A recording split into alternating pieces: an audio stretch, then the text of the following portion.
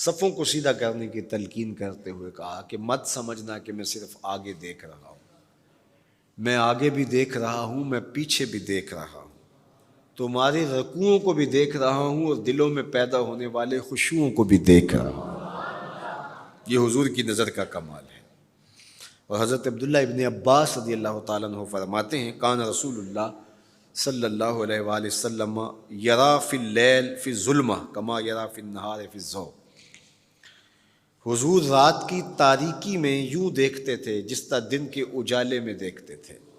میں نہیں دیکھ سکتا، یہ دیکھو یہ روشنیاں ہیں، یہ لائٹیں لگی ہوئی ہیں اور میں یہاں سے دیکھ رہا ہوں، اگر یہ چراغاں ختم ہو جائے، یہ روشنیاں بجھ جائیں تو وہ دور چیزیں لکھی ہوئی ہیں وہ تو دکھائی نہیں دے گی، یہ کتاب میری جھولی میں بھی ہوگی میں پھر بھی نہیں دیکھ سکوں گا، اس لیے کہ میری آنکھیں نور ہیں، لیکن یہ اتنی دیر تک نہیں دیکھ سکتی جب تک یہ خارج کی روشنی بھی موجود نہ ہو۔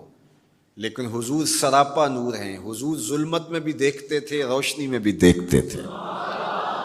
چونکہ میری آنکھیں ان روشنیوں کی محتاج ہیں، کائنات کی ساری روشنیاں شمس و قمر بھی میرے حضور کے محتاج ہیں، اس لیے حضور علیہ الصلوۃ والسلام شمس و قمر کی روشنی کے محتاج نہیں تھے۔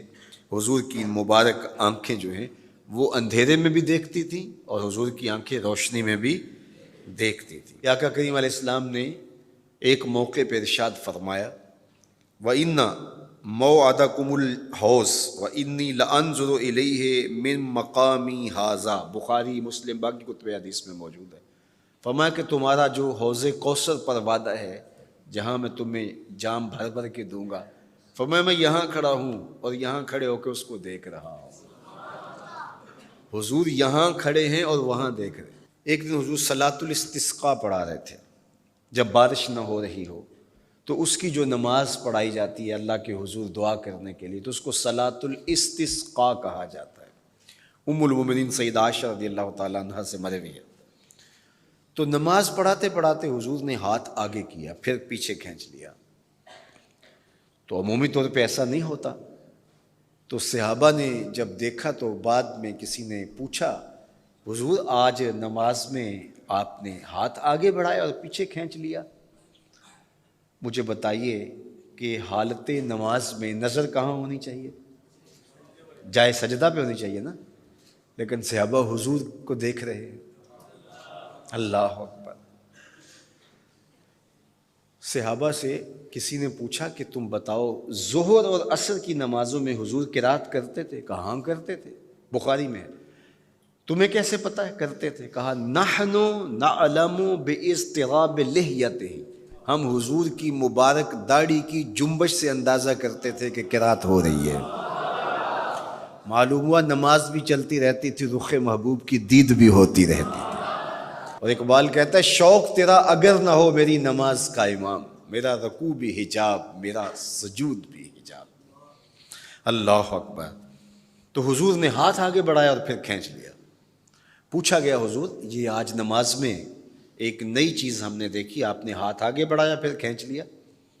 فرمایا ہاں، جنت میں کھجوروں کا ایک خوشہ لٹک رہا تھا، میں اس کو توڑنے کے لیے ہاتھ ڈالا تھا، پھر میں نے چھوڑ دیا، اور اگر میں توڑ لیتا تم قیامت تک کھاتے رہتے ختم نہ ہوتا، لیکن میں نے کہا نہیں چلو پھر قیامت کو ہی صحیح۔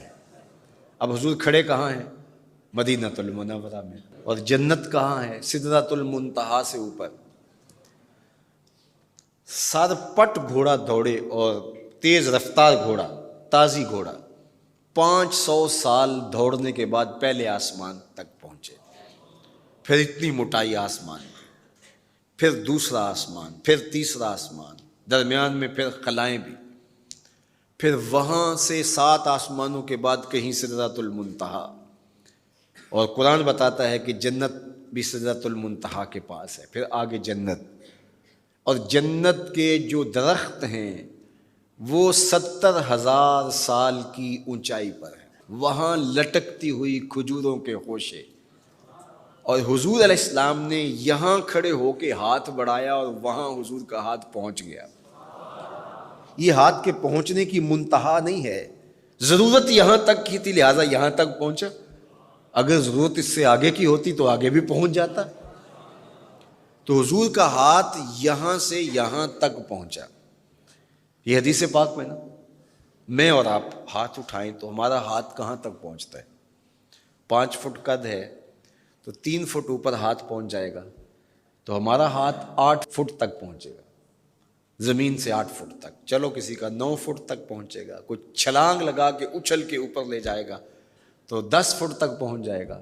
البتہ ہماری نظر بہت تیز ہے.